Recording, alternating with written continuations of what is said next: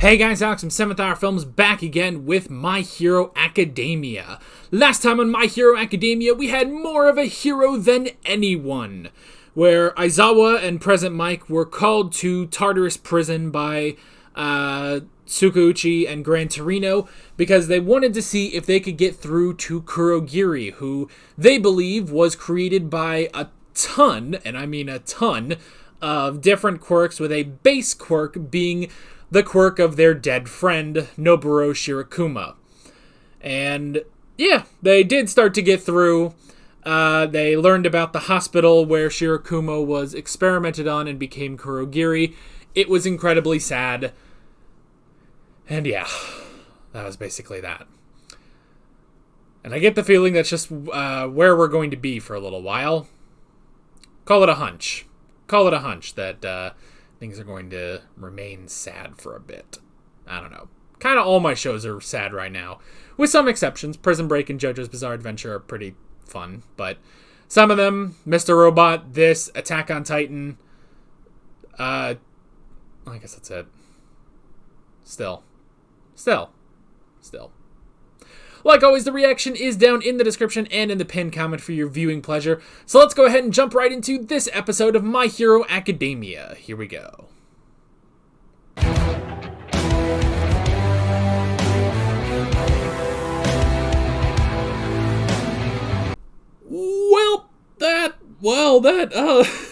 God, that's the most Shigaraki we've had in like 3 seasons. Holy crap. Oh, that was incredible. Seriously, I feel like it's been a while since we've had that much Shigaraki. Holy shit. Man, the boy's getting stronger, though, I must say.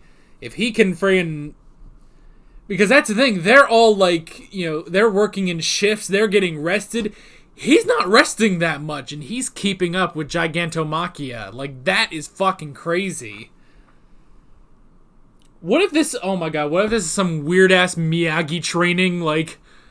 That'd be hilarious to have a villain Miyagi training thing where it's go tame the beast. And it's really now you are 1,000 times stronger for fighting him that much. Holy shit. Okay. My Villain Academia.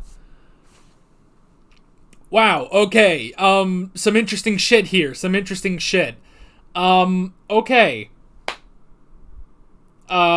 Gigantomachia. Well, first off, hey, we got to see Gigantomachia.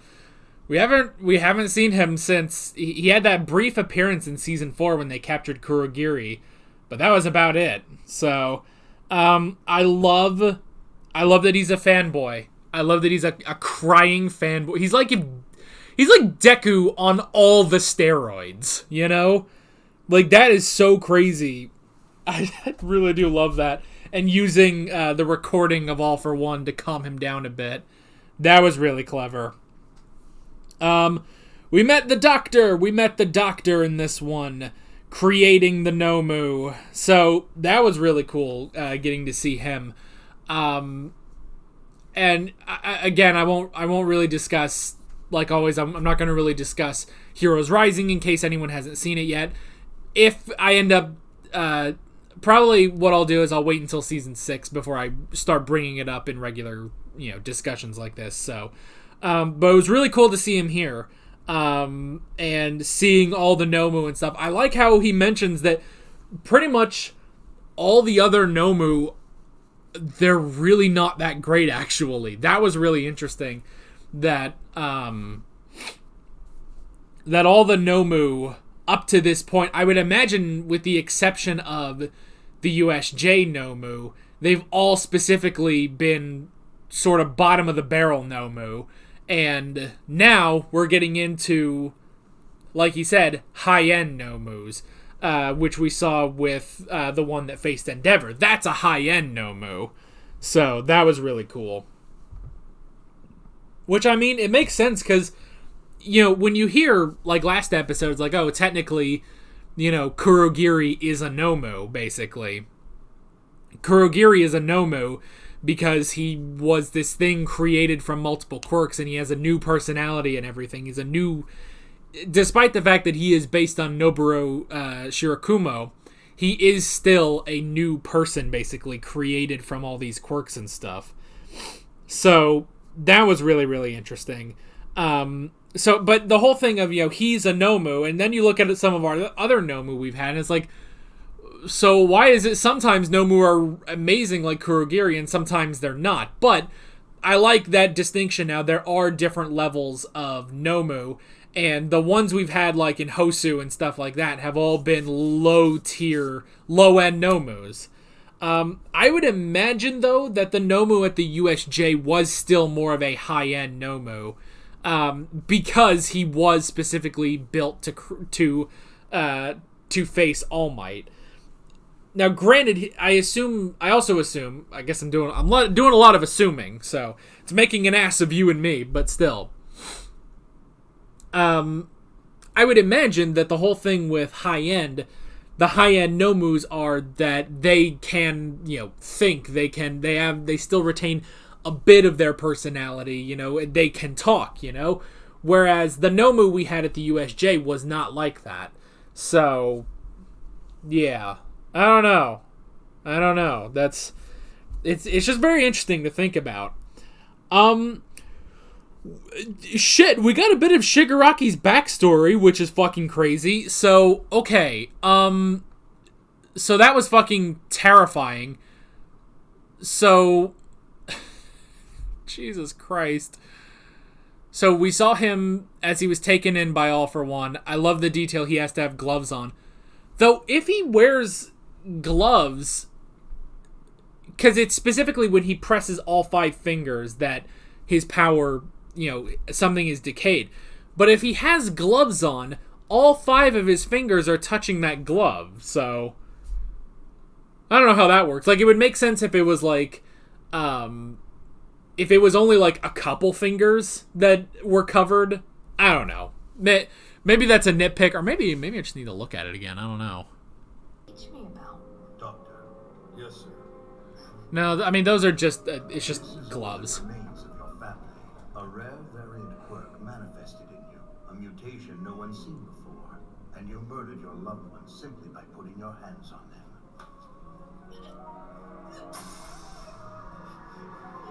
Do you remember that?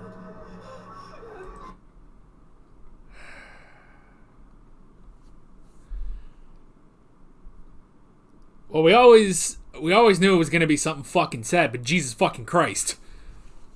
Shigaraki, so it was a mutation quirk. Specifically, it was a mutation quirk. And no one has ever seen this, because we've always wondered, what quirk Shimura had. We always thought, like, well, could it be Decay since she's his grandmother? But no, it sounds like this quirk just appeared, Which, we had a bit of that with Eri, that her quirk was a mutation. She didn't inherit it from anyone in her family. And so that's interesting. So, yeah. So Shigaraki, Tenko Shimura, manifests this quirk and kills his family, including what looks like... Simply by putting your hands on them. Which includes a dog. The first thing that pops up is a dog. Someone's eye, someone's hand, some guy, and there's a guy, presumably that's his father. I think earlier it said, I think a little earlier, like there was a little flash of like, Tanko, stop, and in the subtitles it says Kotaro Kujo, I don't fucking know. Well, it'd be Kotaro Shimura, I guess. And yeah, so there's this guy looking like he's about to slap someone, and a young girl that looks a lot like Nana Shimura. So, well, genetics really... I guess the genetics really kicked in, Jesus Christ. Holy shit. Actually, yeah, like, that is straight... we don't know what Shimura's husband looked like, But it doesn't fucking matter, because clearly her genes beat the shit out of his. Jesus Christ. Except for Tanko. Wait, hold on. Wait just a fucking second. So this little girl, maybe his sister, and if this is his dad, they both have black hair and gray eyes. Which Nana has the same thing. Black hair, gray eyes. Then you get over to Tanko. The fuck happened here? Maybe his mother. Maybe he gets this from his mother, but his hair is already that turquoise blue, and his eyes are fucking red. Is that part of his quirk, or I don't know what the fuck happened there? He does not look like his family, definitely. So, yeah. So he killed his family. He killed his family with his quirk. And all that remained were the hands and all those hands, because we've had for a while, the main hand that he keeps on his face, he has referenced before as father. But it's not just him. His entire family, he's been wearing the severed hands of his dead family all this time. It all came rushing back to me in fragments. With a frustration so intense I felt sick to my stomach. And like as he was traumatized by this, clearly, he forgot, but he can remember. But it seems like he also doesn't really remember anything else, Even now, he doesn't really remember life before being Tomura Shigaraki. He doesn't remember Tanko Shimura. The boy who was once Tanko Shimura was killed by Tomura Shigaraki. That was the worst Alec Guinness impression I could have done, but fuck! So, Christ, what a fucking tragedy this family is. Holy shit. Like, okay, so, cause we heard, okay, Nana Shimura dies in battle with All for One. Well, heroic death, I guess. She dies, but her successor lives to fight another day. She gets the heroic death. However, we heard from Gran Torino that her husband was murdered first. And then after he was murdered, Shimura put the child... Shimura put the child... maybe either a boy, or I guess we don't really know. I'm gonna assume it's this Kotaro we hear, because he's given a name. I guess it could not be, but I don't know. Well, I don't know, maybe. But she puts her child into foster care. Years pass. Shit just sucks, I guess. Or does shit suck? I don't know. Years pass, the child grows up, has a family of their own, and then their son, Tanko, unfortunately manifests this quirk and accidentally kills them. And Christ. And then he's fucking found by All for One. What a fucking tragedy this family is. Jesus Christ. Oh, god damn it. And we've seen the whole thing of like, oh, I am here for you, which it was different. Last time we saw that, he was already in the mask and everything. Here, he was just him. So I think this is more definitive. That he found Shigaraki. He found Tanko Shimura before he was beaten by All Might. So there's that. But man, last time we saw it, all we heard is, no one has come for you. It's okay. I am here. And it's one of those moments like, oh, fuck, he's using All Might's line, But it's interesting they go a bit further into it here with, everyone that passed by, they thought, well, a hero will be here soon. A hero will help him, and they just move on. Fuck, that is sad. Fuck, we thought fucking... Oh my god. We thought fucking Gentle Criminal had the tragic backstory of this show. Nope. Here comes our old boy Tomura Shigaraki with that sad shit. Christ almighty, he wears the hands of his dead family. This poor fucking family. This tragedy that spans decades, probably. All starting with the husband, then Shimura, then the family, now ending in Tomura Shigaraki. You know, I know there's a theory that, and I don't really think that they're gonna do this, but I know there's a theory that Inko Midoriya is actually like the secret daughter of Nana Shimura. I haven't really researched any of that. I just like see it like, oh, what if Inko Midoriya is actually Nana Shimura's daughter? And I was just like, oh, okay. And then I just move on. I don't really like look into it or anything like that, so don't worry. But I have heard that theory. Honestly, I hope it happens just so there's some fucking happiness in this family. Jesus Christ. Oh my gosh. And this all stems from Nana Shimura.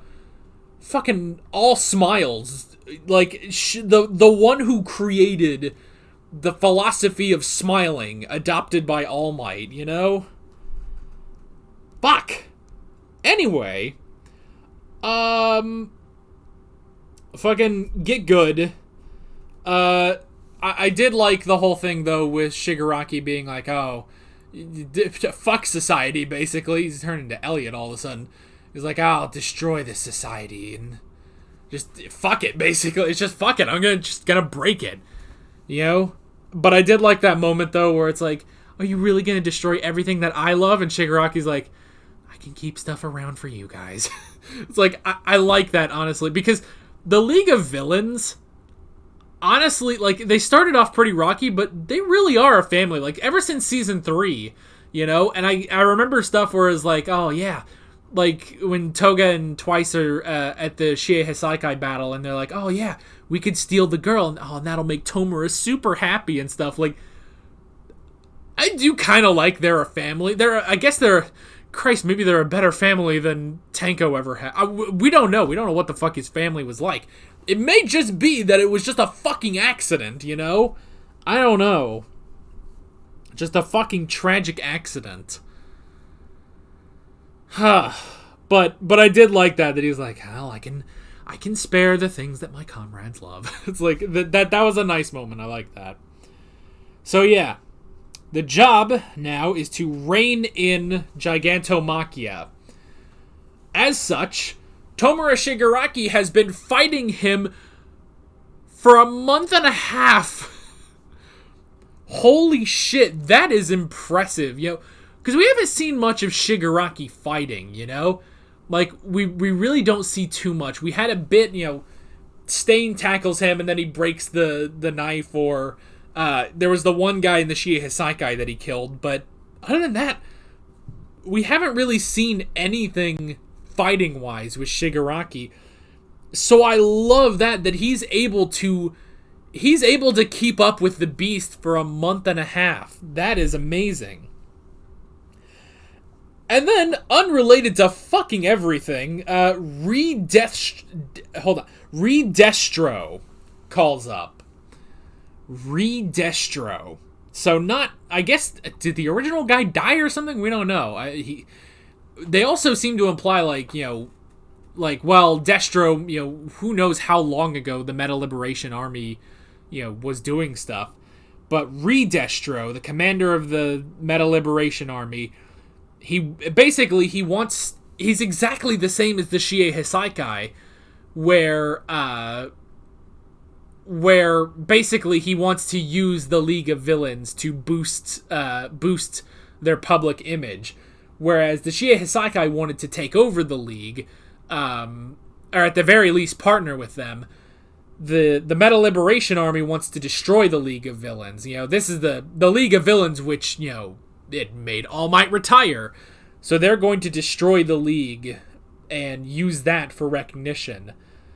And I like immediately that Shigaraki has that idea. It's like, why don't we lead Gigantomachia to Deka City? That's fucking crazy. So, okay. So now, presumably, because we've seen what happens at Deka City, that Deka City is destroyed, and all that remained there, honestly, was Shigaraki. So, all that remained there was Shigaraki. So, we speculated, like, oh, well, maybe his fucking decay is that much more powerful, and who knows, that could still be it, but at the very least, he's bringing Gigantomachia to Deka City, which is very clever. I really do like that. That is fucking brilliant. So yeah, that's where we are next. We have to face the Meta Liberation Army. Now, the thing is, we already know from previous episodes that it seems like the League of Villains takes complete control of the Meta Liberation Army. So there's that. So yeah, I'm not sure how this is going to go down, but I think it's going to go down in Shigaraki's favor. Fuck. You know, suddenly I don't want this thing. Like, oh, it was cool. I could do a Shigaraki impression, but the fact that this is his fucking father's hand, which, I mean, we kind of already knew, but still, shit, you know? It's fucking crazy. God damn, this is the first episode of, I guess, this arc, you know? This shit is crazy.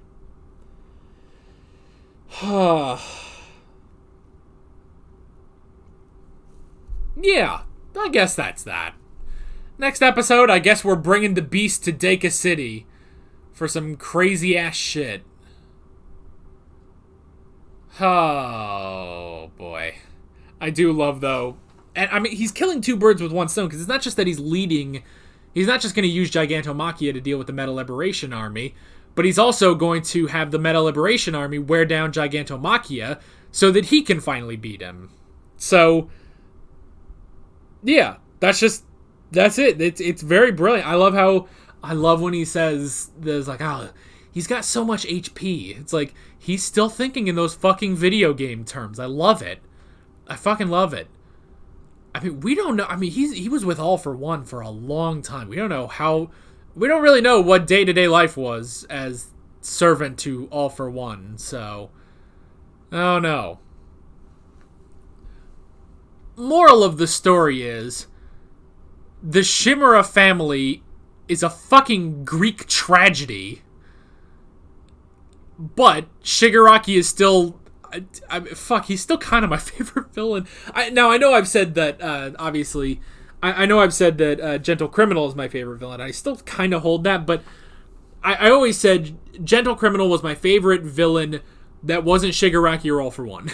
You know, he's my favorite, you know, sort of outside villain.